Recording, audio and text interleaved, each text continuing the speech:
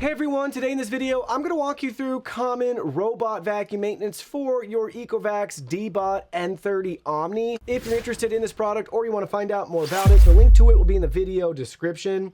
First up, at the top, you can just make sure if there's any noticeable dirt or debris, you can clean that out of the way. There shouldn't be much that you have to do. If you've noticed something, maybe some dirt or dust clogging your LiDAR navigation, you can go ahead and try to use compressed air to get any debris out of there. Up at the top, we can also pull this off to get access to the dustbin, where we can do some common maintenance here, like swapping and changing the filter. I also like to use compressed air for just about everything that I'm going to be telling you guys, but you can give some new life into your filters by blowing those out.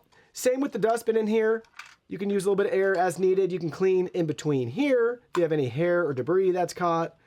If you need to wipe something down, just make sure it's dry before you vacuum with it again. But simple and straightforward there. And then the filters just snap right back in place. And you can wipe down and use compressed air in there too as needed. Just an easy way to clean stuff off.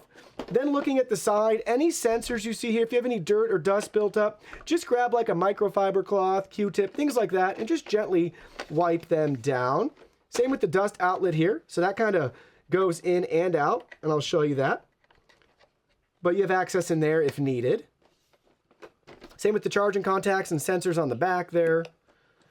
And then flipping around, looking at it underneath, you might have some hair tangles here or there. Just cut away as needed. This actually pops right off, and this cover opens up so you can remove and detangle as you see fit.